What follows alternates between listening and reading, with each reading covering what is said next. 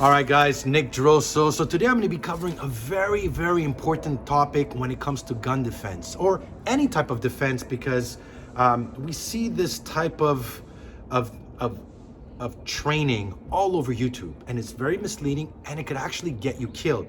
And I always try to avoid teaching these patterns, these sequences, 1, 2, 3, 4, while the attacker doesn't move. And I recently saw a gun defense video where I put the gun behind my back, and he was here, and he did this, and he did here, and then he grabbed the gun, and then he kneed him. Looks great, looks fancy. You know, you could really learn how to do it quickly, and it's gonna work. But the reality is, you're not fighting a robot. You're not fighting a static attacker. To every reaction, there's a reaction. And you have a 2-second leeway, because I'm gonna go preemptive on going first, on making the first move. So if he has the gun here, yes, and I do 1, 2, 3, grab the gun, beautiful, it works. But what's more realistic is that if I'm here and I decide to go here, he's gonna do something. What would you do next, Costa? Anything, go. And now we just ended up here. The gun's here. I didn't plan this, right? But what happens is when you're doing these drills, and I've covered a lot of knife defense, and I recently saw a well-known instructor and simulate like you have a knife. And he's like, well, if the knife comes here, like stop it, grab it, do this. And he's showing all this fancy stuff, which is gonna get you killed, because it gives you the idea, the false belief that you can do it. And you do it in your training in slow motion, and it works every time. But in the street, it's not the time for you to figure out what works and doesn't. It's in training. So you have to train realistically. So if the gun is here, right? And yes, I practice 1, 2, 3, 4, but in reality, what happens is, unless you're, again, fighting a static attacker, he's gonna react. Now let's kind of pressure test this. I'm gonna turn for real as fast as I can, and from there, Costa, you just do what you would wanna do. I don't care, don't tell me what you would do, I don't wanna know, just react the moment I change. Now, take in consideration, he knows I'm gonna do this move. It doesn't matter. Let's just see how it plays out, right? So, as soon as I turn, let's play a scenario. Give me your money, man. All right, go ahead, it's in my pocket. Give me your money. It's in my pocket, go ahead. Ooh, look at it, don't move. So I took an elbow to the face.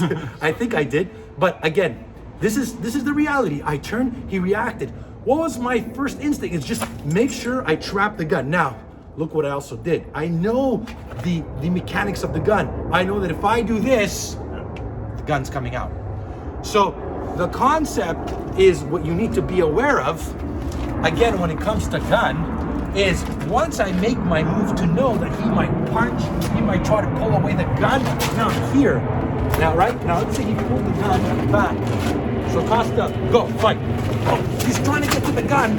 I'm doing this. The most important thing is to know where's the line of fire. From there, right there, I would elbow here, I would do this.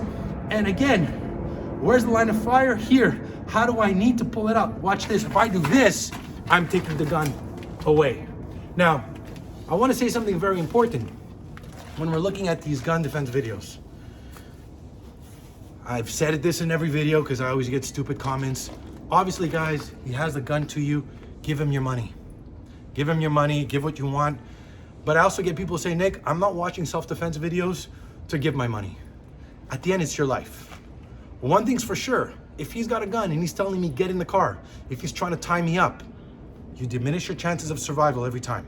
Then you have to make a decision.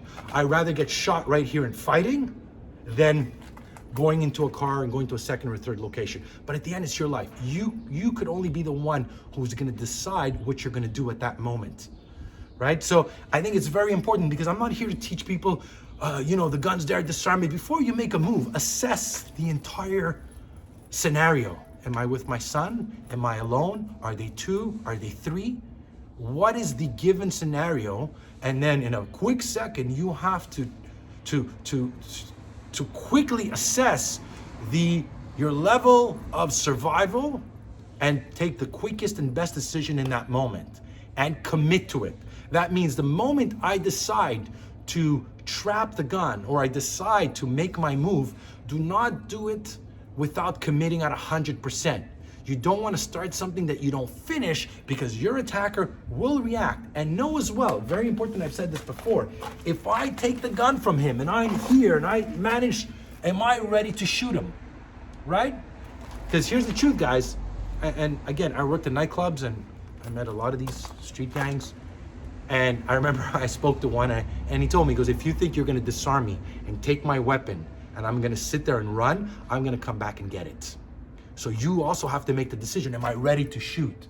Am I ready to go that far? So it's the same thing I tell people, if you're gonna carry a weapon, if you're not ready to use it, do not carry it. Or else, I'm telling you, you're escalating the amount of violence. If I pull out a weapon, I carry a knife for self-defense, and I pull it out, and he sees me pull it out, what do you think he's gonna do?